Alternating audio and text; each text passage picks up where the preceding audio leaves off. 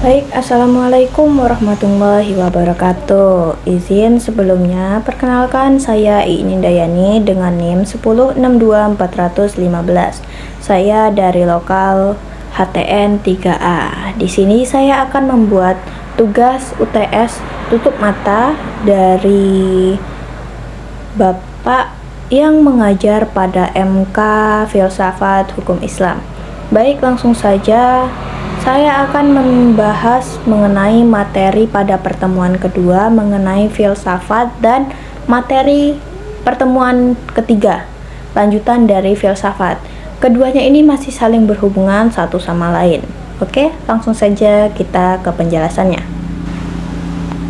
Kalau ngomongin soal filsafat, itu artinya cara kita berpikir lebih dalam dan bijak tentang sesuatu. Secara bahasa, filsafat dari kata Yunani, philo yang artinya cinta dan sophia yang artinya kebijaksanaan. Jadi maknanya cinta kebijaksanaan. Orang yang belajar filsafat itu orang yang tidak mudah gampang percaya begitu saja, tapi selalu berpikir kenapa begini dan apa maknanya. Misalnya dalam hukum Islam, filsafat bantu kita mengerti kenapa kekuasaan presiden harus dibatasi, bukan cuma tahu aturannya saja. Filsafat ngajarin kita berpikir secara logis, sistematis, radikal, dan universal, yang artinya masuk akal, teratur, nyari akar masalah, dan berlaku untuk semua orang. Nah, kalau kita ngomongin soal filsafat, itu fokus pada hukumnya. Jadi bukan cuma nanya apa hukumnya, tapi kenapa hukumnya itu ada dan apa tujuannya. Contohnya dalam Islam, kenapa ada baiat ke pemimpin? Jawabannya karena itu bentuk tanggung jawab sosial antara pemimpin dan rakyat. Filsafat lebih dalam lagi, dia membahas 3 hal. Yang pertama, ontologi, yaitu hakikat hukum Islam itu apa. Yang kedua, epistemologi, bagaimana dari mana hukum itu berasal. Yang ketiga, aksiologis, apa nilai dan tujuannya, keadilan dan kemaslahatannya. Tujuannya agar kita tidak cuma tahu halal dan haram, tapi kita tahu makna dan hikmahnya dalam kehidupan nyata. Nah, lanjutan materi kedua. Materi ini masih saling berkaitan dengan saya sampaikan tadi mengenai filsafat hukum Islam.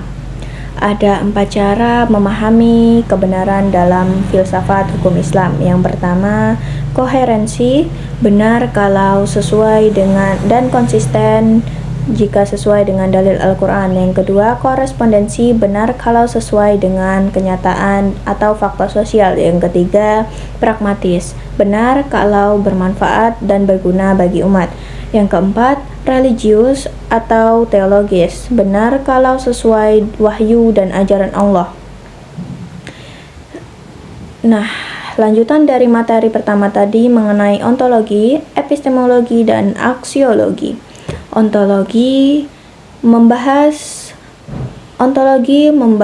apa hakikat hukum Islam.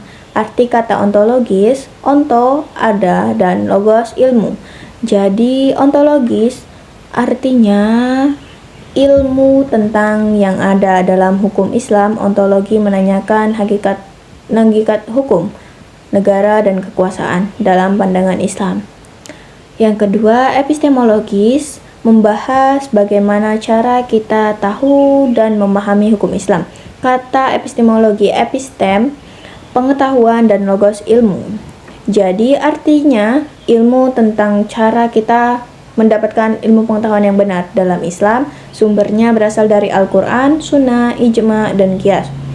Yang ketiga, aksiologis, membahas untuk apa hukum itu ada dan apa manfaatnya. Arti kata aksiologi, aksio, nilai, dan logos, ilmu.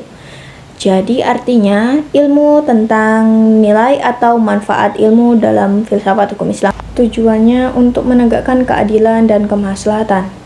Dalam fikih syiasah, ontologi menjelaskan bahwa negara dan kekuasaan adalah amanah Allah untuk menegakkan keadilan dan syariat. Epistemologi membahas tentang cara mempelajarinya melalui tafsir Al-Quran, ijtihad, dan kaidah fikih. Aksiologi menekankan tujuan dan manfaatnya. yaitu menciptakan keadilan, kemaslahatan, dan keteraturan.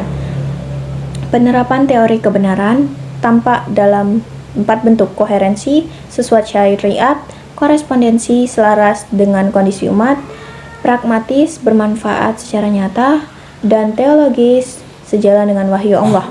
Dengan demikian, politik Islam berlandaskan nilai keadilan dan kemaslahatan, bukan sekedar kekuasaan.